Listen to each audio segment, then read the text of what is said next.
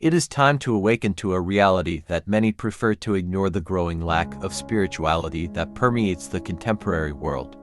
This absence leaves us in a state of absolute helplessness. We are just following the flow, working for work, sharing opinions without real reflection, and walking paths without definite purpose. Seriously, we often express our thoughts without courage or conviction, following an ethical code that actually deprives us of a true intuition. But who can really build a set of values, principles, and beliefs that gives meaning to our journey? I remember vividly when I saw myself deluded, letting myself be carried away by the currents of life, like a leaf in the wind.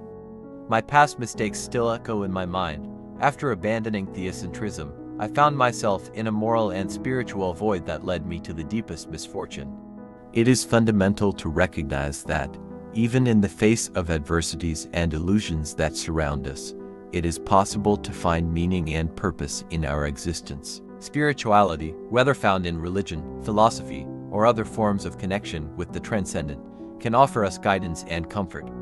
By cultivating a deeper relationship with the sacred, we can discover a source of strength and hope that helps us face the challenges of life with courage and serenity. It is not just about blindly following rules or traditions, but about finding within ourselves the true essence that guides us. We need to explore our interior, question, reflect, and seek answers that resonate with our own truth.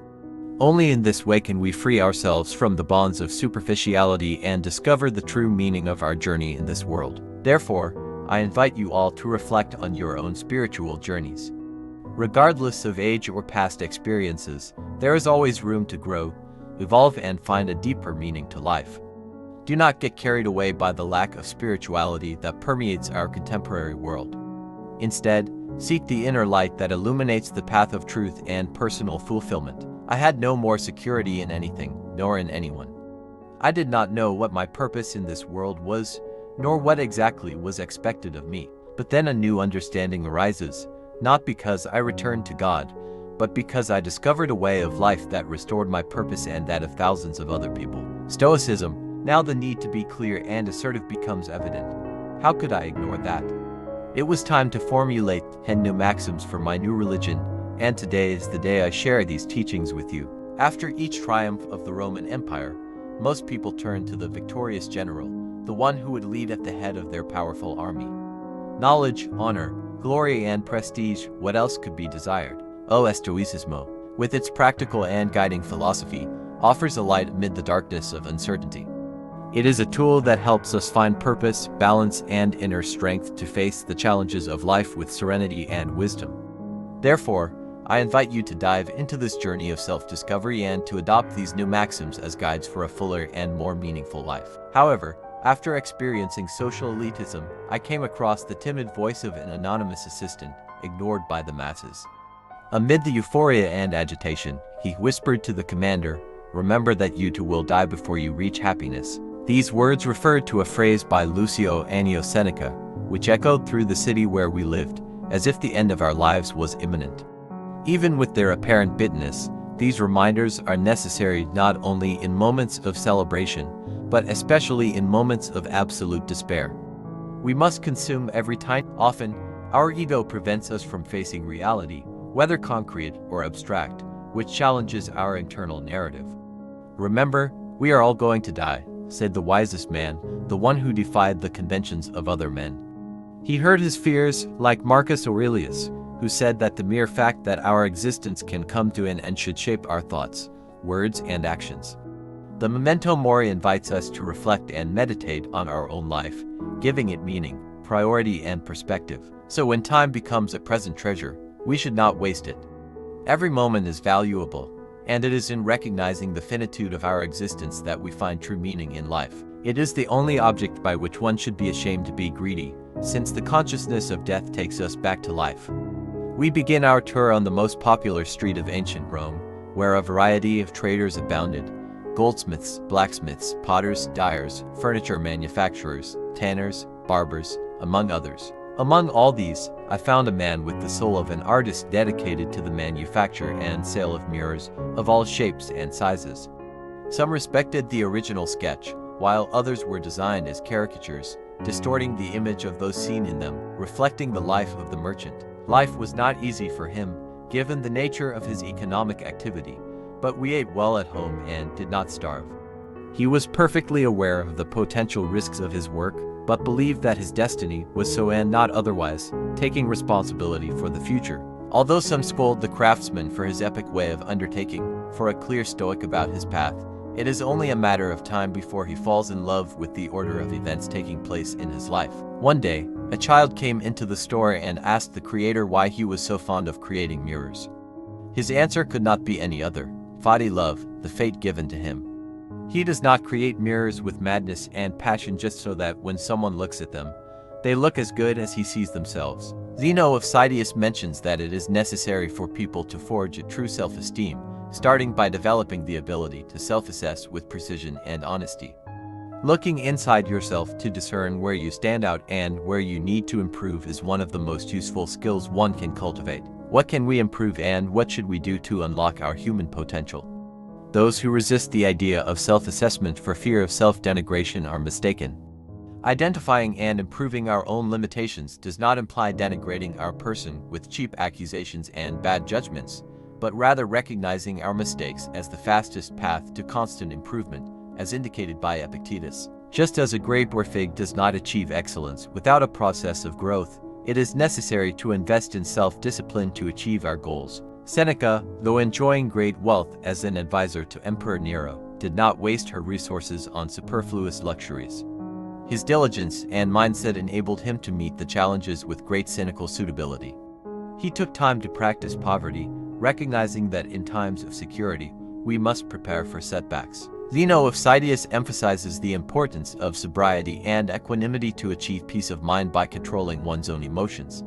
Peace does not mean the absence of emotions, but the ability to deal with them in a balanced way. Turning fear into caution, pain into metamorphosis, and anger into motivation are characteristics of a wise man. Managing emotional volatility according to external events is critical. Controlling euphoria in moments of success and limiting melancholy in moments of distress are strategies to find the midpoint between excesses and emotional deficiencies, as Aristotle taught us. Virtue lies in peace, sobriety, temperance, and serenity, not in apathy and indifference. In the 6th book of Marcus Aurelius' Meditations, the emperor influences meditation as an enlightening and therapeutic habit for our consciousness. However, his way of meditating has little to do with avant-garde techniques, but rather considers an act of connection and intimate interdependence with universal matter, a conception widely shared by other Stoics, such as Zeno of Citius. For them, the idea that we are different from our neighbor is just a perceptive illusion. All things are mutually intertwined, resulting in a harmony of affinity and inherent path singularity. Marcus Aurelius summed up this perfect interconnection with a simple analogy: what is bad for the hive is bad for the bee. Even if the harmful effects are not so direct at first glance, we should not deceive ourselves. If the neighbor suffers, we suffer, and when the world suffers, we all suffer. Thus, as human beings, we fight a constant battle until we realize that we are part of a single organism. The solution to this is simple, but not easy. It is to learn to listen, understand, and show solidarity with others. Although we may not fully understand each other's essence, we share the same substance. This is the essence of Stoic empathy, which consists in understanding and emotionally equalizing the states of others, both cognitively and affectively. Adopting a panoramic view allows us to see everything at once, from banquet ceremonies to births and deaths, in an absurd combination of opposites. This exercise helps us to step back and contemplate life from an infinitely greater point of view than ours, allowing us to understand our own insignificance in the face of the cosmos. By admitting our own insignificance, we can begin to evaluate things differently, recognizing the moral neutrality that this perspective offers us. Thus, we can enjoy a broader and humble view of existence, realizing that our daily expectations and concerns are only a small part of a vast and interconnected universe. This principle should not be taken out of context, since it does not refer to actions, but to events said otherwise. Our actions may be good or bad, but external circumstances and random events have no moral charge.